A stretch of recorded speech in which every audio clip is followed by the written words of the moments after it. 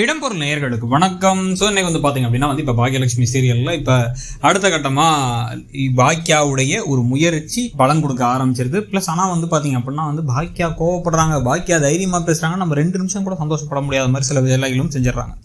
So இப்போ பார்த்தீங்க அப்படின்னா பாக்கியா திருப்பி ஸ்ட்ராங்காக தயவு செஞ்சு செடியனையும் ஜெனியும் பேச வைங்கன்னு சொல்லிட்டு இருக்காங்க. ஆனால் ஜோசப் நான் மரியாதை கட்டுறோம், வீட்டை விட்டு வெளில போங்க அப்படின்னு துரத்தாத குறையாக துரத்தி விட்டார்.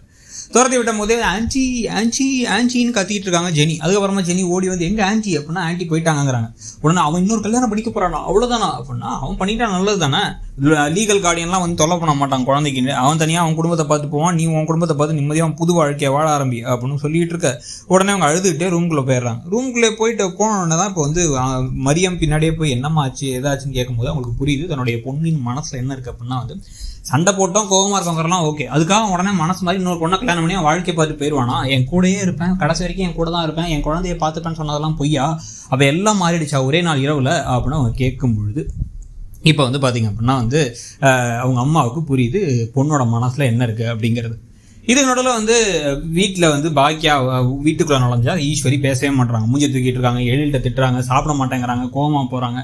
இப்போ ராமமூர்த்தி எதுவும் பேசாமல் அமைதியாக இருக்க. பரவாயில்ல பாக்கியா நேர் தான் கொஞ்சம் கோவப்பட்டாங்க, ஆனால் என்ன ராமமூர்த்திகிட்ட கோவப்பட்டதுக்கு பதிலாக ஈஸ்வரிகிட்ட கோவப்பட்டிருக்கலாம். நம்ம கோபத்தில் ஒரு நியாயம் இருக்குன்னு நம்ம பேசிகிட்டு இருக்கும் போது பொசுக்குன்னு காலில் விழுந்துட்டாங்க.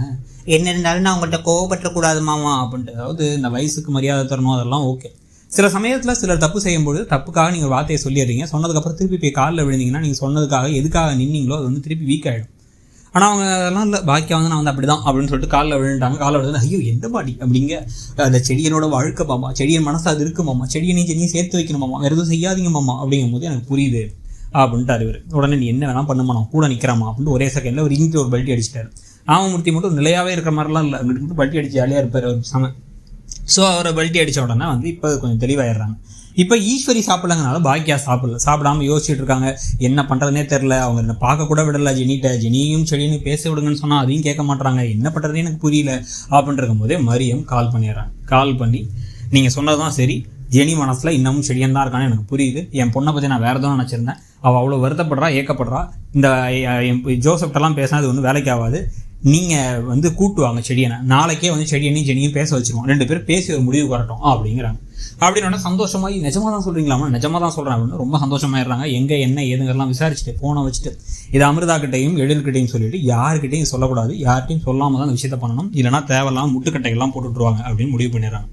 முடிவு பண்ணிட்டு இப்போ என்ன பண்ணுறாங்க அப்படின்னா குடுன்னு சொல்லிட்டு போயிட்டு அமைதியாக தூங்கிட்டு காலையில் எந்திரிச்ச உடனே எந்த லொக்கேஷன் என்ன ஏதுங்கிறத பார்த்துட்டு சாமியெல்லாம் கும்பிட்டு ஜெனி செடியன் வாழ்க்கையில் இருக்க பிரச்சனையை ஒரேடியாக முடிச்சு விட்டுருங்க, இதுக்கப்புறம் அவங்க நிம்மதியாக வாழ்க்கையில் சந்தோஷமாக இருக்கணும், அதுக்கான என்ன வழிமுறைகள் இருக்கோ அதெல்லாம் செய்யணும் அப்படிங்கிறதெல்லாம் பேசிட்டு இப்போ என்ன பண்ணுறாங்க அப்படின்னா குடுன்ட்டு போயிட்டு இந்த விஷயத்த இங்கே இந்த விஷயம்லாம் நடக்குது, இவ்வளோ பெரிய பிரச்சனைலாம் இருக்குது அப்படிங்கிறதெல்லாம் எதையுமே சொல்லாமல் மேலே செடியன்ட்ட போயிட்டு ட்ரெஸ்ஸை மாற்றுங்கிறாங்க.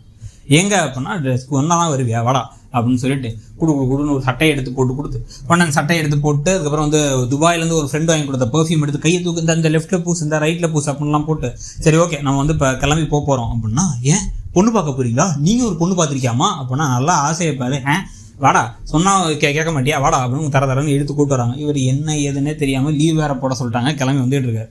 ஏதோ ஒரு ஹோட்டலில் வச்சு தான் மீட் பண்ண போகிறான்னு வந்துட்டு இருக்கும் பொழுது கீழே பார்த்தா பாக்கியாக்காகலாம் பயப்பட முடியாது, நம்ம அடுத்த உடனடியாக ஒரு பொண்ணை பார்க்குறோம், அந்த பொண்ணை கட்டி வைக்கிறோம் அப்படின்னு இவங்க பேசிகிட்டு இருக்காங்க.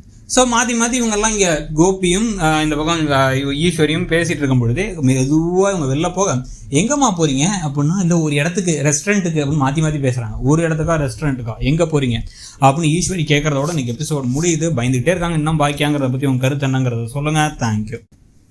இடம்பொருள் நேயர்களுக்கு வணக்கம். ஸோ